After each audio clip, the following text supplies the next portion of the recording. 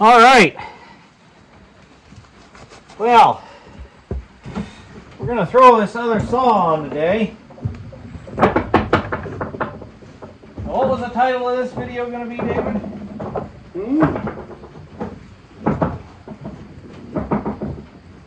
They say it shouldn't be possible. There's no way it can work. Remember, never hammer on your rigging.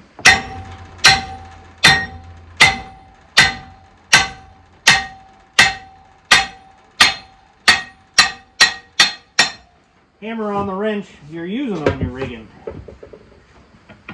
Yeah. Free it up. Like that wrench? Everybody likes that wrench. I think that came out of a tugboat hull, didn't it, David? I think it did, yeah. They replaced it, apparently. I'm going to show you... Oh no! Gone forever.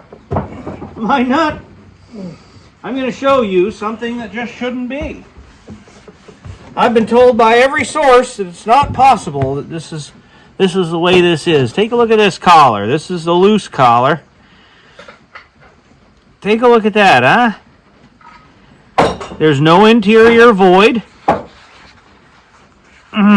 And I have put a straight edge on it before. There is no taper, no crown to that. There's a slight chamfer cut in here. Okay. When we get the saw out of there, we'll show you the fast collar. Oh yeah, here we go.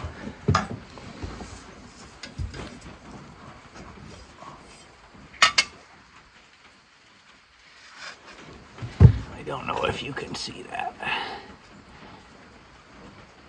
There's no appreciable taper in that. And that is exactly how we found it. And we did not know any better.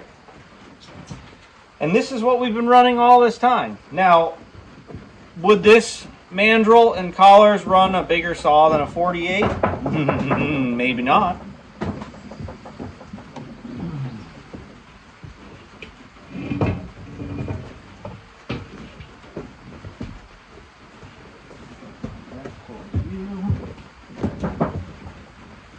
So we're doing this because we've had to run a little bit, about 100 RPM lower than we would like to, of late. And I believe that's because the tension is starting to loosen up on this saw. So what we have here, oh, you can't see me, it's right here, you'll see it in a second, is a freshly tensioned saw.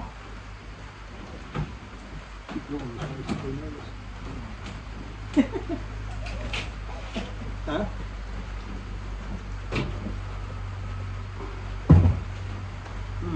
Something might not be right there, David. Yeah, I'm pretty sure.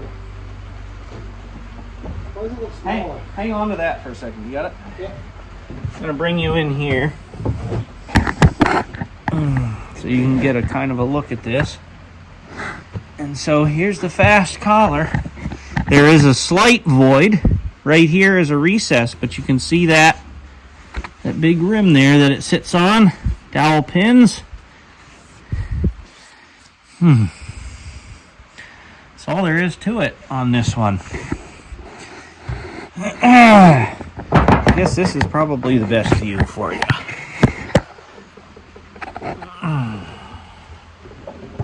How's the shape on the face of that one? It's recessed way in the middle by the pin. It does. It has a little bit of recess at the middle by the pin. And so maybe that's enough, you know.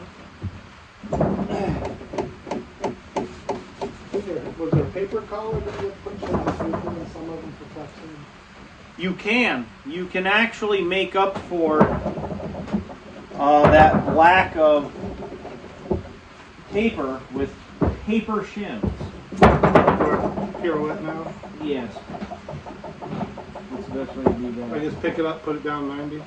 Yep. Set it right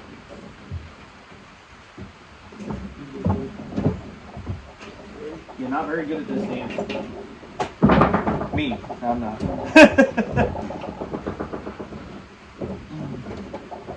We're going the right way. We are now. We're gonna cut this way?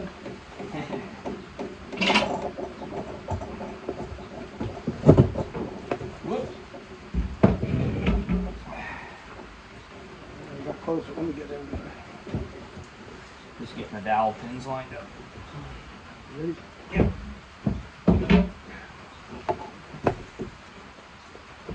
Just like that. Okay. Make sure she's clean.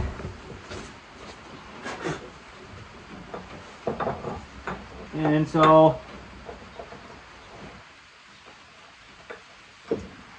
how many years now? 2016 to 2025. These collars have been working just fine. Along with our wrench and our hammering. And what I usually do is after we tension that nut on, I take a paint marker and I put a fresh paint mark across the nut and the shaft. And that just gives me a daily visual inspection that nothing's moved. And it never does when you tighten it with Sister Sledge here.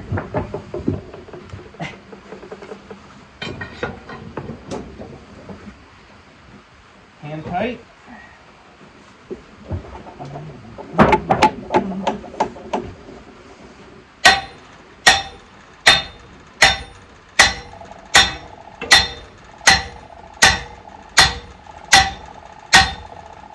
Hear that one right there? Bink, bink, bink. The pitch changes, and that's how I know it's tight. All right, I'm going to sharpen that up. One thing I will say, too, is that this saw will have to play with the lead because these two saws run different. I didn't move the guide. Did you pull the guide back? Yep. Okay, never mind. David moved the guide back. Yep. But there's always a little bit of a reset here because this saw, being a number 3, runs a little bit different than the F. And that's all just part of it. Saws and these older things are kind of individuals, you know. All right. We'll bring you back when we get ready for some sawing. I hope you enjoy that. Now you know, it runs just as it shouldn't be, should never work properly, but, you know, don't believe your own eyes. You saw the test in the few videos back, right? So, there you go. Ask anybody if anybody's seen a collar like this. Let Yeah. us know. If you've seen a setup like this, you're curious about it. What we think is going on is that this mill is actually so old that quite possibly this was at the beginning of collar development. It runs on Babbitt. It's very old. I think when David did your research, you figured it was about turn of the century. 1906 or something. 1906-ish. So it's an early model. You've seen it yourself. It cuts good.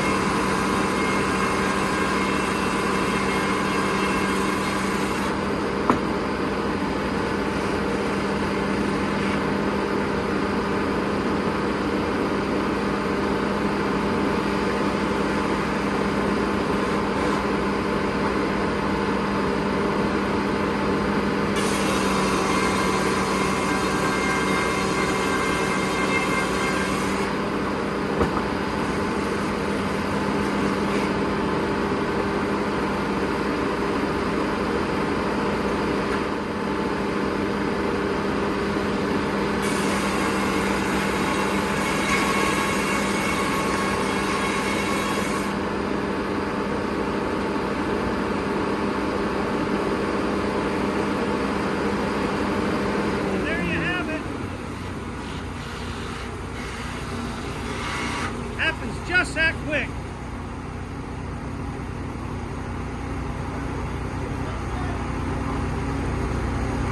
We're good.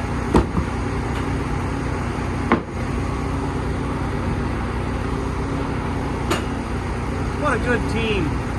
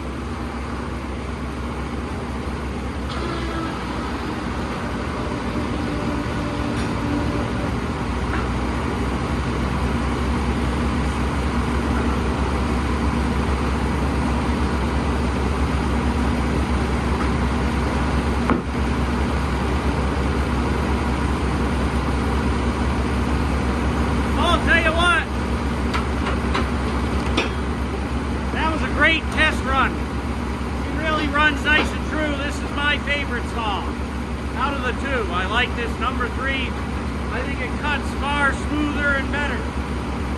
We'll be back with you in a little bit.